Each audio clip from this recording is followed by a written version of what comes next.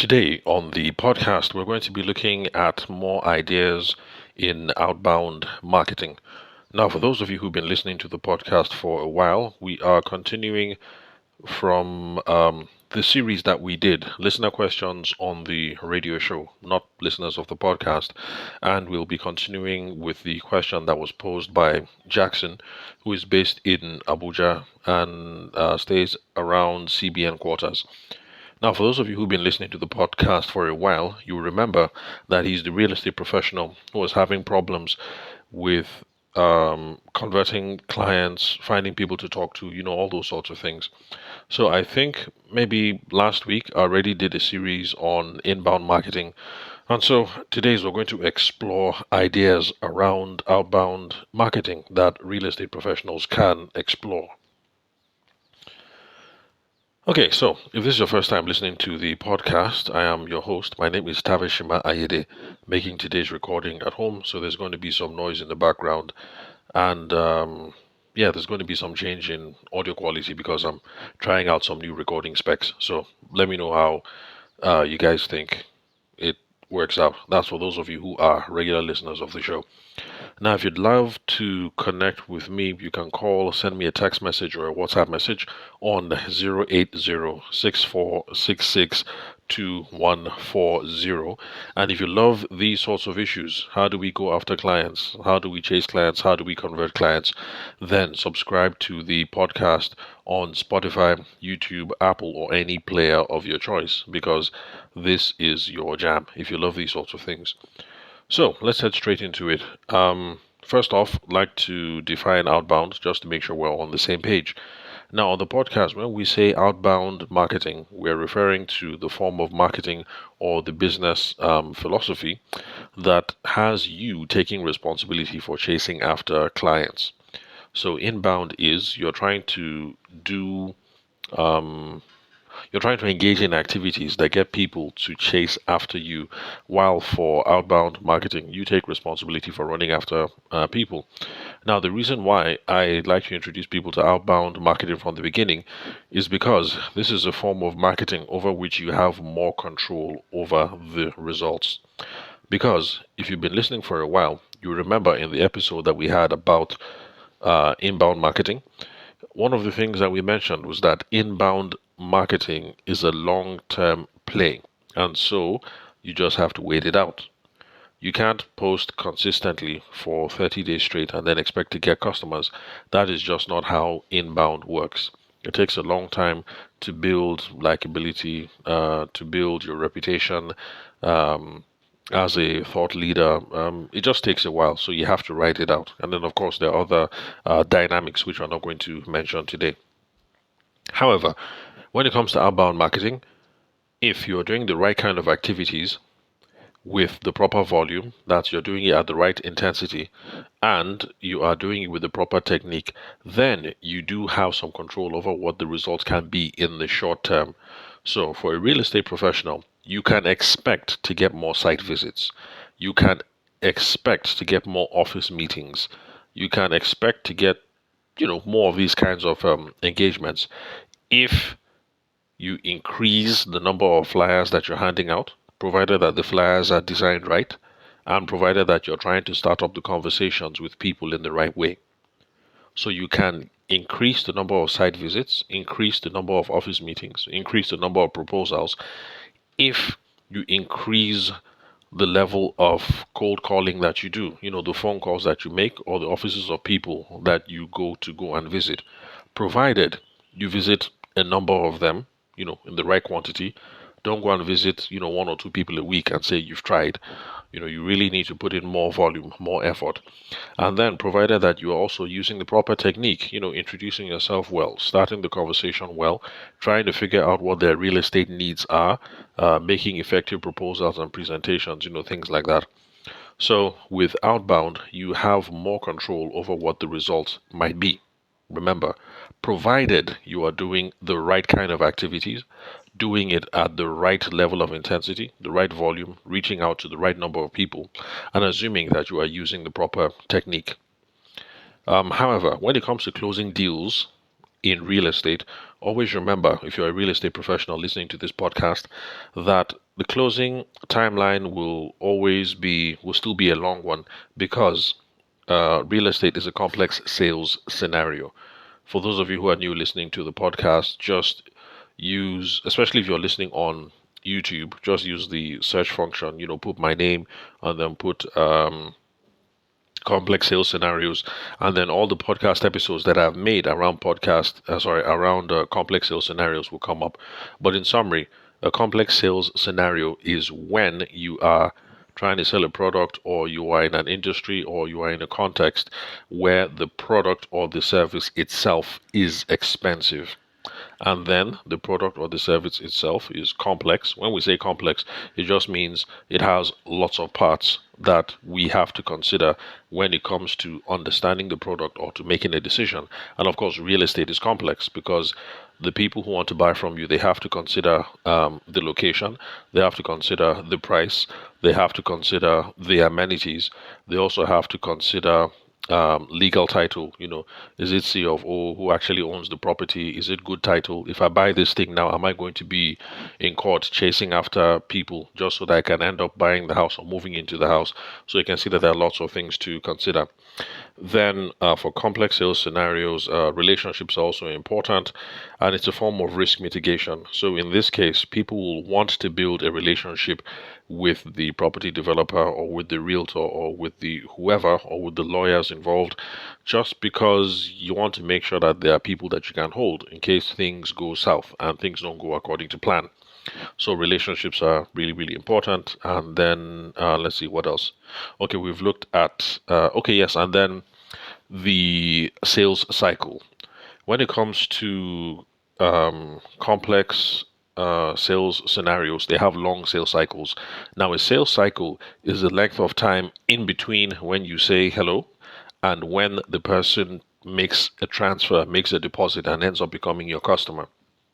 So these are the factors that determine whether you are in a complex sales cycle or not.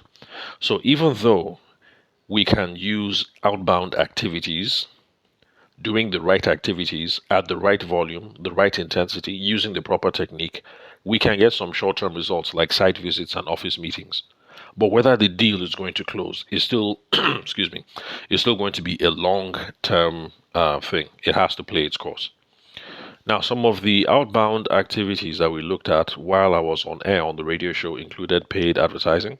And some of the things that we spoke about, especially for paid advertising online. Oh, by the way, some of you will say that advertising is not an outbound activity, but it's one of these things that people argue about one way or another.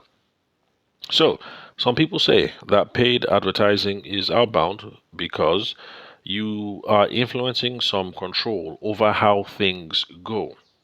So, if you were doing inbound and just creating content and putting it on Instagram or on TikTok or whatever, the algorithm would be in charge of who gets to see whatever content that you're putting out there.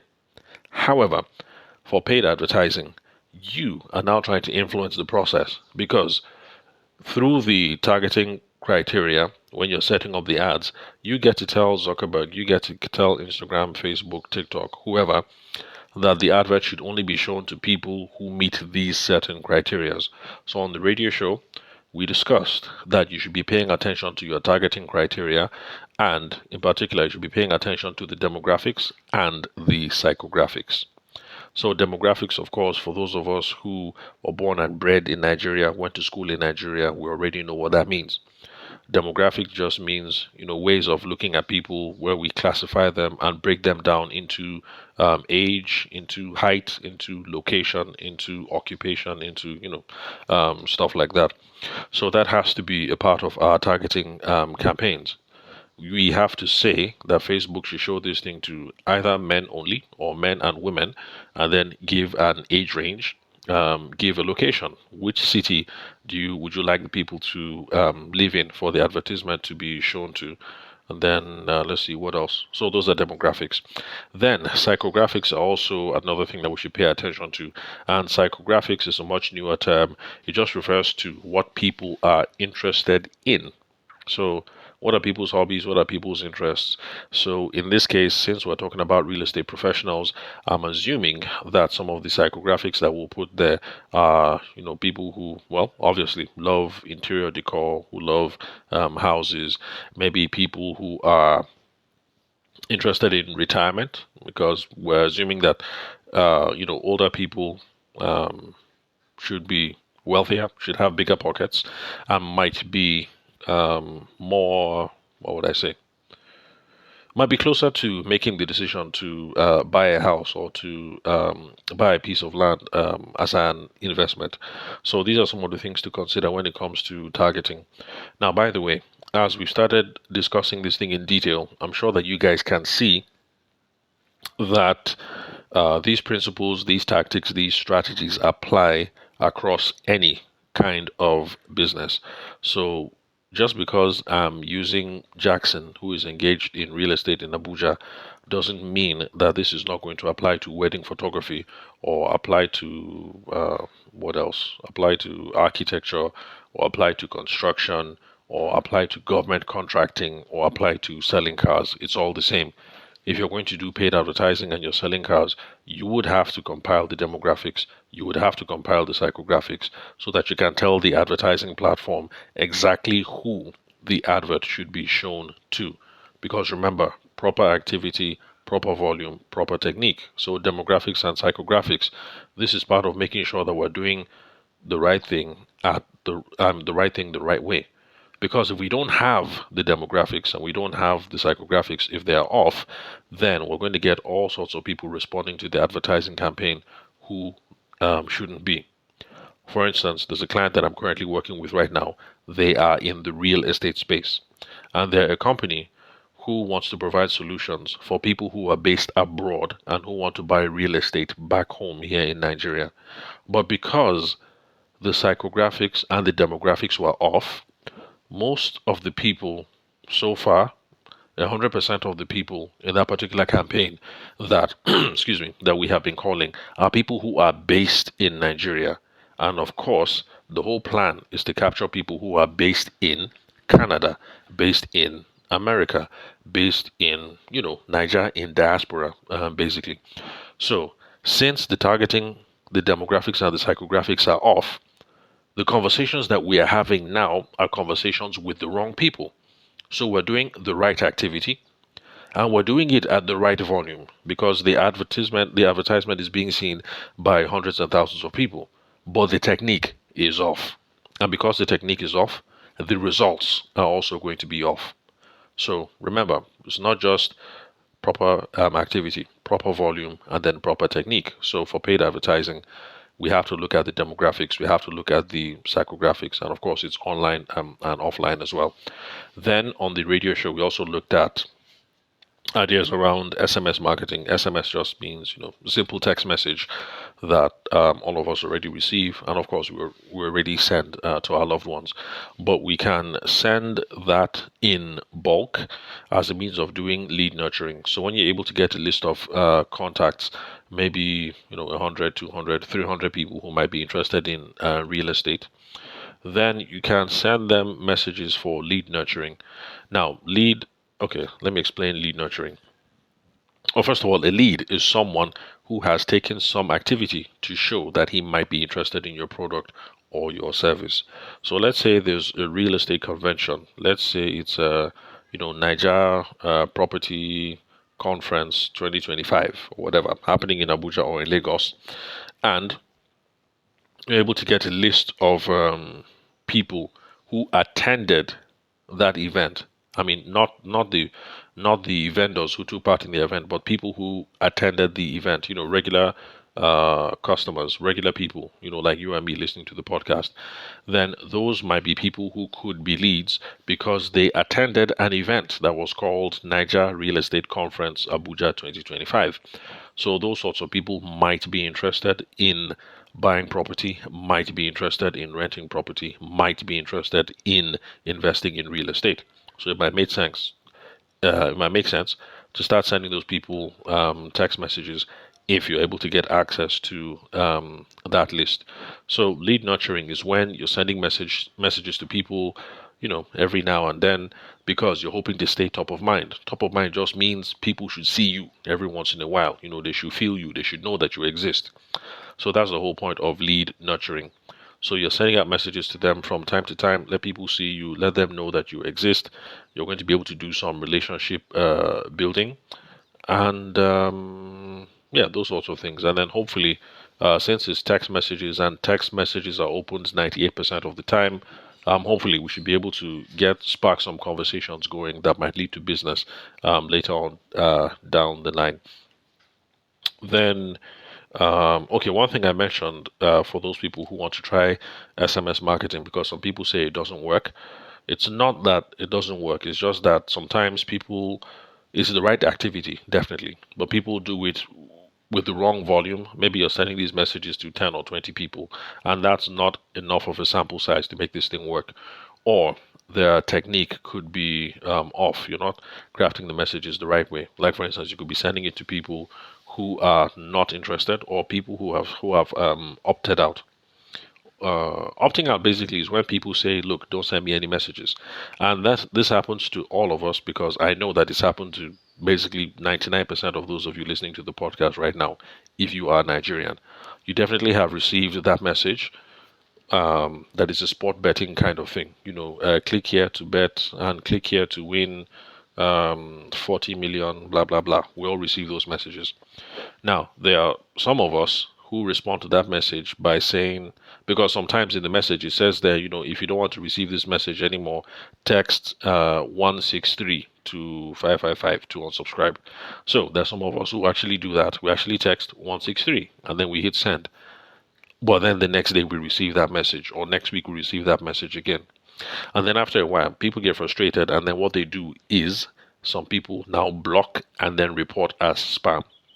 Now, when you block and report as spam, what happens is the service provider, that's MTN, Airtel, Glo, or whoever it is that you get your services through, will notice that this sort of activity is going on. And then the regulators, like NCC, Nigerian Communications Commission, I'm assuming that they're the ones who are responsible for monitoring these sorts of things. So the NCC is also going to see that every single time you send out a bunch of SMSs, let's say you send out 200,000, they notice that 198,000 people block you. So this is where blacklisting now comes in. The NCC is going to make sure, it's going to hamper your ability to send out messages. They're going to want to curtail the number of messages that you send out. And the service providers, Glo, MTN, and Co. They'll also want to reduce or curtail the number of messages that you send. Now, when that happens, that is blacklisting, and then, of course, your campaigns are going to be ineffective because in your mind, you will think that you are sending messages to 200,000 people. But in reality, because of the unsubscribes and because of the blacklisting and the report as spam, you might send out 200,000 messages, but, actually, maybe, who knows, maybe 100 people are going to see it. So we should be careful about blacklisting. So remember, the right activity at the right intensity, but we should always be using the proper technique, following best practice and things like that. Then on the radio show, we also discussed billboards and signposts because it's something that is still used by people in the real estate community in some businesses. Like back when I was in the event space, we typically didn't do billboards and billboards and signposts, but in real estate here they do it. Like there's this real estate professional, I think her name is it Ebere or something, I can't remember, but her signboards are yellow, and you can see her signboards in prominent parts of the city. Echo Dara, yeah, that's her name. And her signboards are very, very simple. It's just yellow, and then it says sell your house fast, fast, fast, and then the phone number is underneath. And I think that's brilliant. It's very, very clear that if you have a house and you want to sell the house quickly, call this number. So it's very, very straightforward. I would like to meet her. If any of you know Ekodara, please just let me know so I can give her a call and we can discuss how successful that campaign was or is, because I still see her signboards up. So I'd really love to see her. So anybody listening to the podcast, you're based in Abuja, you know who Echo Dara is, let me know, hook up an introduction. I would love to talk to her. Who knows? Maybe she can be my first interview for the podcast, and then and it will be nice just to see how that campaign goes out. So yeah, billboards, signposts. So these are some of the things that we talked about on the radio show. That was yesterday's radio show when we spoke about Outbound. Now we spoke about some other things. We spoke about networking, referral marketing, cold calling, direct outreach, trying to reach out to people in diaspora, and then trying to hook up broker networks. Broker networks is basically where you're having alliances with people where you guys are reaching out to the same sort of client list, and you guys can work something out, and take a percentage. So like you're a real estate person and then you partner with lawyers, because lawyers have clients who have houses and they want to sell those houses. So you can see that the client is the same. um, the lawyer has access to the client. You guys partner up and you give the lawyer a commission. So those are some of the things that we discussed. But because we've currently hit 20 minutes on the podcast and I don't want to make very long episodes right now, what I'm going to do is I'm going to cut this short right now. And then in the next episode, I'll continue with other outbound marketing ideas. So that's it, and that's all for today's episode. Remember, if you would love to connect with me, you can call, send me a text message or a WhatsApp message on 08064662140. Thank you very much for your time and attention. I will catch you guys some other time.